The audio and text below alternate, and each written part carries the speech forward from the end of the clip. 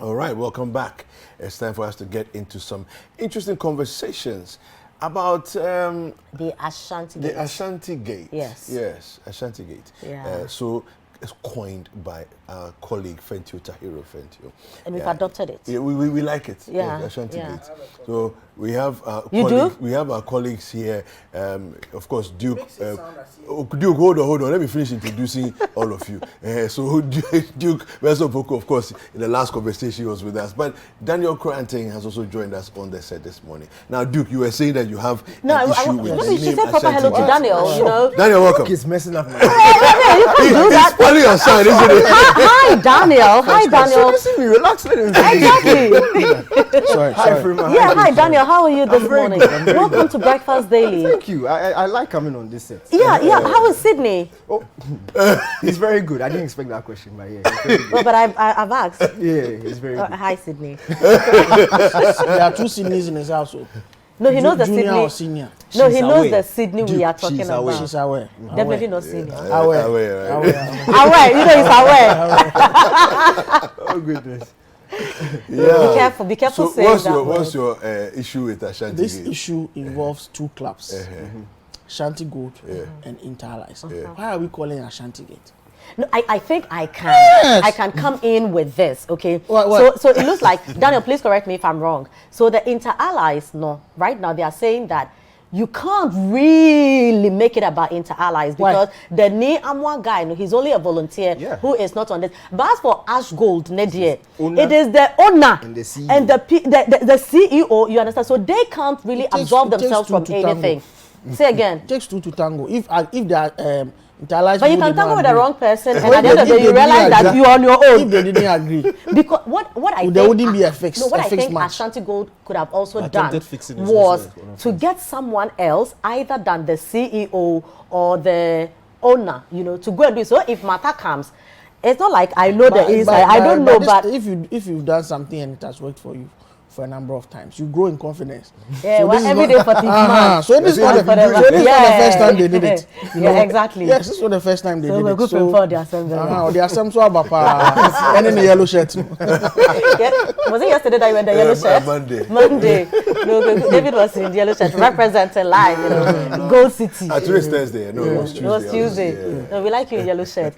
Daniel, So, Daniel, so give us more details, you know, so for people who have not really followed the story, where have we come from and where are we with this Ashanti Gold and Inter-Allies match fixing issue? A lot has happened since Monday. The ruling came out on Monday. Both clubs, so the backstory, at the end of last season, both clubs were involved in a game. Ashanti Gold were safe in the Premier League, Inter-Allies were already going down. When the two teams entered the stadium, in fact, there were reports players were hearing that fans were chanting the score 5-1. It was like a fixed game. They went in. It was 5-0 at the time. Hashmin Musa, who was probably previously with Inter-Allies, he came onto the pitch. He purposely scored 2 own goals, made the score 7-0. He finished the game and went to the press and said he did that because he had heard that the game was a fixed game, so he intentionally scored the 2 goals to spoil the bet. And then that's what raised suspicions. And then, of course, an investigation was launched into the matter. So what has happened, what came out on Monday was that both teams were demoted to Division 2. Both teams were fined 100,000 Ghana cedis. The owner and then the CEO of Ash Gold, they also got their respective bans and also respective fines. Same applied to Inter-Allies. Their head coach, team manager also had respective fines and respective bans. But a lot has happened since then. There have been interviews, people have spoken, people have insisted that they are innocent, the likes of Inter-Allies former coach Felix Abuaji. He was the one on the bench on that day. Yeah. He has insisted that he was innocent. He says he didn't receive any money. He didn't have any idea that anything like that was happened. Anything like that was going to happen. Yeah. Seth Owusu, he used to play for Ash Gold. In fact, he was on the pitch that day. When you read the report from the GFA in terms of their investigations, he's the one who asked the famous question, have your elders spoken to you? Yeah, he has that. Yeah, Sato said he spoke to Are you aware? Are you aware? Have your elders spoken to you? He was asking the question to former Inter-Allies midfielder, now with Kotoko, Richmond Lamptey. That question. A lot has happened. Richmond Lamptey, Kotoko, he's now with Kotoko. He received a 2.5-year ban Kotoko have publicly backed him. They says will help him through the appeal process just to make sure he clears his name. So a lot has happened since then. As at now, both clubs have launched appeals. Inter Allies have launched an appeal. Or filed an appeal. Ashanti Gold have also filed an appeal. But Inter Allies appeal is, excerpts of that are preview to the press. So they are arguing on the basis that the guy you mentioned, Emmanuel Niamwa, he was not an official, he's not an official member of the club. He was just a volunteer. So his actions cannot be. So what exactly does that mean? He is just a volunteer. What was his work, or what is his work? So he accompanies the teams on their trips. He helps out. Not an official team manager, but he does things. He helps out the team a lot, especially in away matches. When they travel, he helps them out. He sorts them out, hotels, organizes things like that. But he's not officially on their books. But what the GFA used to tie him to the club was the 2014-2015 FIFA records, where he was listed as an official member of the club. What the GFA didn't mention was whether he was listed since that time or he was listed just for that season. So we can't tell what exactly that is. But the club are arguing that he's not officially on their books. He just helps them out. So the actions of one person cannot be.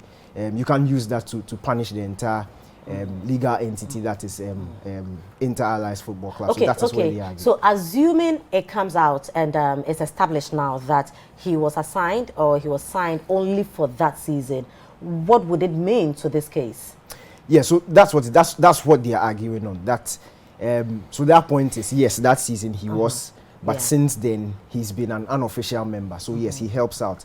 So what it means is that the GFA will need to. So they are arguing that the GFA will punish the individual or the individuals who were involved, not necessarily the team as a whole, because even per the GFA ruling that came out, the likes of Hashmi Musa and a number of other players, yes, they heard that this was going to happen, but they were not for it. And Hashmi Musa, that's the reason why he went on to score the 2 own goals, just to destroy the plot. So they are saying that there were some players in their team and some officials in their team who maintained integrity. It wasn't the entire team. So if one person who is not an official member was able to corrupt 1 or 2 people and they bought into that, you shouldn't punish the entire team for their mistake. You should go and punish the individuals who were involved, not the team as a whole. And that's also what a lot of people who've read the ruling sort of side with that. With that assertion, because even in the ruling, the GFA interviewed the Delali Sena, he's a vice chairman of Inter Allies Football Club.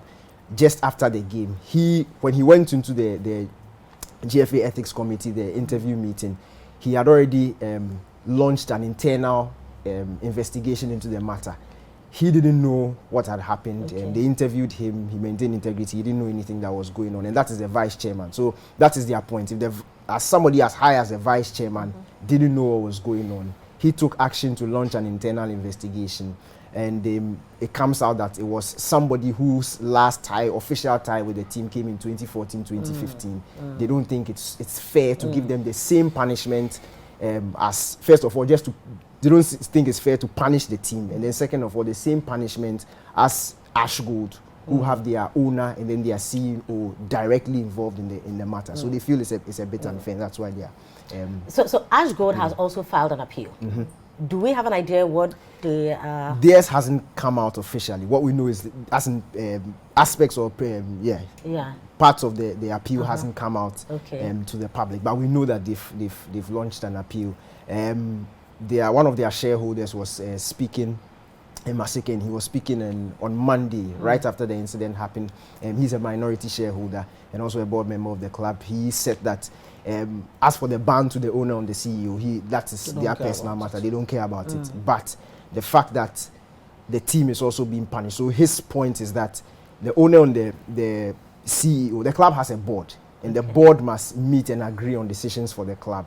These guys did this thing for their own selfish gain. So similar to the Inter Allies thing, they feel those 2 individuals should be punished along with the players who bought into that, not necessarily the team, because people like him and some 1 or 2 players and staff on the team were not for the match being fixed and incidents like that. So they are also, it looks like that is where they will also argue out the fact that yes, the owner, yes, the CEO were part, but when it comes to decisions of the club, they are taken by the board, And then, so if this decision didn't pass through the board, it cannot be taken as a club decision to fix a game. Do you have any idea if GFA is backing down from their position, or? No, it's subject to an appeal. So they've issued a ruling, it's out there. We know the sanctions will take place from next season. So that means from next season, both Inter Allies and Ashanti Gold will play in the Division 2. Yeah. So it's subject to an appeal. If you appeal and you win the appeal, then they'll go back on the sanctions. But for now, what they've stated is what is going to happen. And in fact, Kotoko is supposed to face Inter Allies. Was it today? Yes. Ashgold. Yeah, they were supposed to be Ashgold today. That game has been postponed due to security reasons. GFA, postponed that game due to security reasons. They couldn't guarantee the safety of both the team players and the staff in the game. So what does all this mean, to Ghana football, especially to our local league? You see, it's for the stakeholders of the league. A lot of people we are proud of the GFA for taking this strong stance because there's been a lot of suspicion. It's almost been very clear that some of these things are happening. They arrive in the game. So it's about time that the GFA took a stance. And this is it's a very strict stance. They've taken a bold stance. It's out there. They've punished 2 teams that, especially Ashgold, who are traditional Ghana Premier League. Yeah. Nobody ever thought somebody will have the courage to get up and issue such such sanctions to a team like Ashgold. But they've done it. And you see, especially the timing of it, when it reaches this point of the season, in fact, if you juxtapose this to last season, this is when the last 5-6 games of the season where teams already know their fate. This is when these things begin happening. A team that is safe already knows that whether they lose or win a match is not taking them anywhere. So then they can meet with other teams and discuss results and match fixing and things like that. So for the GFA to come out with this thing now and do it, for it to be so strong and so steady, it will put a lot of fear in other teams, especially at this point of the season, not to venture in anything like that. So yes, we are happy. But if you go deeper into the thing, you sort of understand where some of the club officials are coming from, especially Inter Allies. The fact that when you read the ruling from the GFA, and this is it's not just because they are saying it, people already had that sentiment when they read the ruling. The fact that somebody whose last tie with the team is in 2015, his actions are going to affect an entire group of people. And if you look at some of the people who handle Inter Allies and what their contribution to Ghana football and things, it's a bit unfair for that to affect the entire team. So yes, it's strong. It's a very strict and very certain ban and very certain sanctions. When was this match played? At the last game of last season, so the 2021-22 season. No, 2020-21 season. So do we know the month? July. Yes, July. Okay. Now, why did it take this long, almost a year, for us to come up with these findings? Is it that the situation was so grave, or the offense was so grave that it had to take this long, for us to complete our investigations? Was it that the GFA wasn't really going to do anything about it, but because of pressure from outside, they were forced to do something? What exactly? Why? Is it a normal time for investigations to be conducted? When you read the report, and we'll give the GFA a benefit of the doubt, when you read the report, you can tell it was very thorough. Okay. They speak about inviting players who had now moved to Nigeria, giving them opportunities to come. They found out they would not come. They had to hold meetings by Zoom. They had to speak to everybody. When you see something like this, get phone records. And these things take time. Phone records. You need court orders to get phone records. Exactly. These things take time. So it's very understandable. And the fact of the matter is also that we're always going to jump on them if the thing came out and they hadn't done a thorough job. So they had to be very meticulous about their actions, go step by step, make sure that everything they were getting was factual, and then come out with the findings. So yes, you can understand when you look at these things and you understand the legal processes to some of these things, you can understand why it took such a long time. So I will not really go on the back of GFA for not releasing it, because nobody wants a shabby job to be done. Everybody wants a top-class job to be done. So from police, riots, people don't know that I started life as a sports journalist. Yeah. Yes. Really? Yes. Wow. I started life as on the University of Ghana campus. Okay. I've reported on everything from badminton to tennis to. Oh wow. We are proud of you. Oh wow. To go ball. So why did you switch? There's more money. It's an it's. But now there's money. You didn't. I switched. Oh, there's somebody here who was the person is no longer here, but there was somebody here who was responsible for that switch, from me moving from sports to what I'm doing now. Really? I don't know whether I thank the person or not. Who Anyway, is that person? that's just. Oh, he's still in the Raymond Dakwa. He's the one. Oh, okay. Yeah, Okay. he was my programs manager at Universe. Okay. And I met him here. When I met him here, I said, my friend, no, you are not doing sports here. No, the parliament thing. Well, because I also came in 2015, 2016 when the country was all getting ready for election and everything. I don't know. Anyway, but I still love my football. In fact, 2 weeks ago I was at the Babaya to watch Ediana and Kotoko. Okay. I was also at Babaya to watch Kotoko and BBN Gold Stars, the biggest win for my team, Kotoko, this season by 5-1.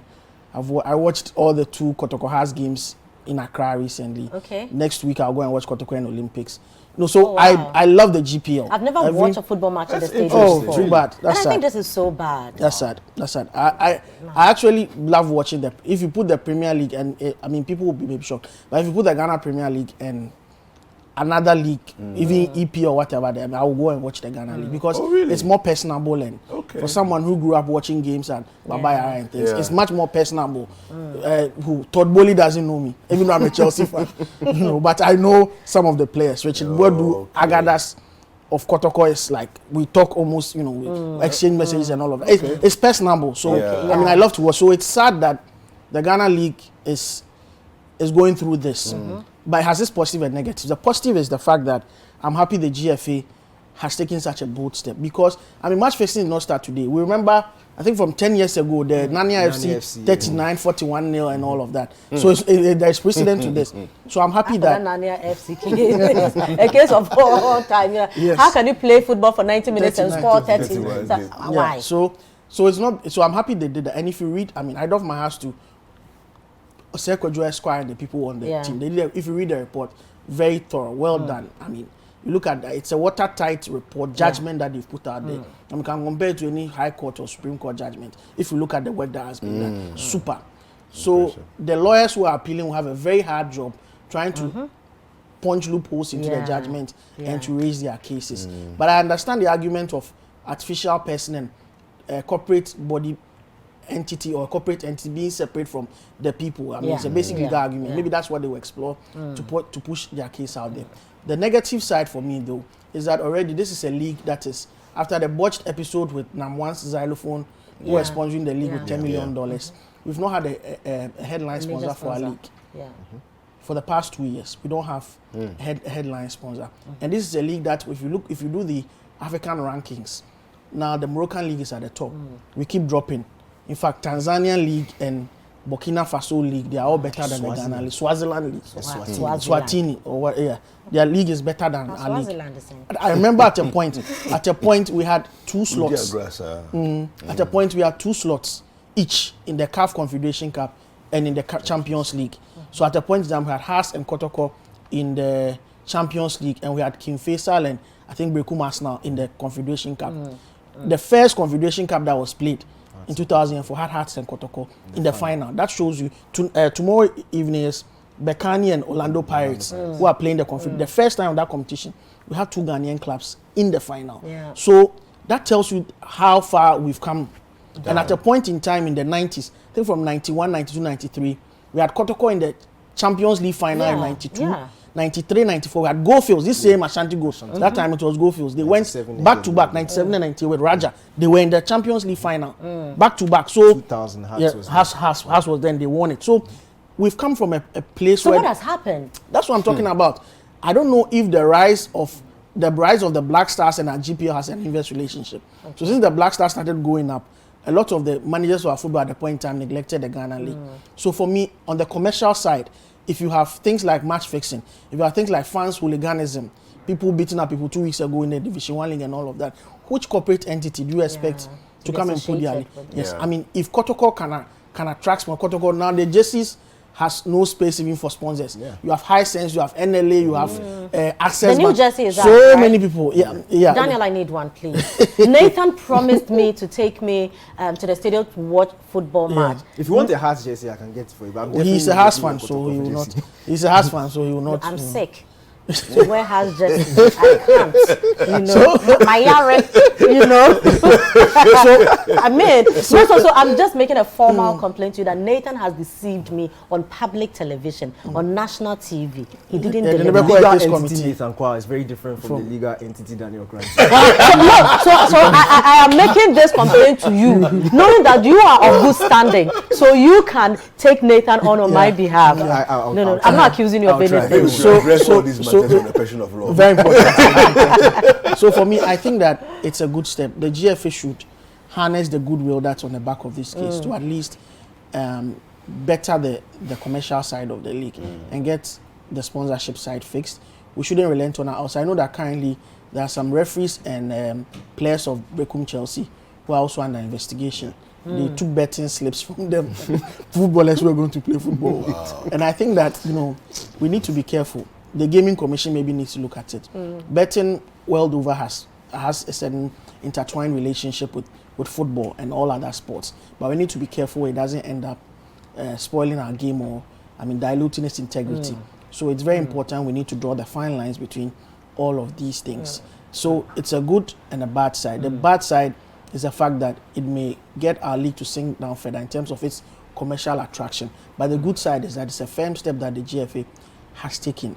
So they need to build on that to enhance the good part of it. I'm praying that the Inter-Allies appeal succeeds in a way, because it will then mean that one of our best players this season, Richmond Lamptey, is extricated of the ban. I'm being a selfish because it's tied with. No, this one there, I co-sign. Yes. You know, but quickly before we go, yes, Daniel, one last thing before I forget. I think that Ash Gold is where it is because the company, the gold company, decided to divest its shares to a private person. At the time, we understand that the Ashanti Gold Company was going through problems.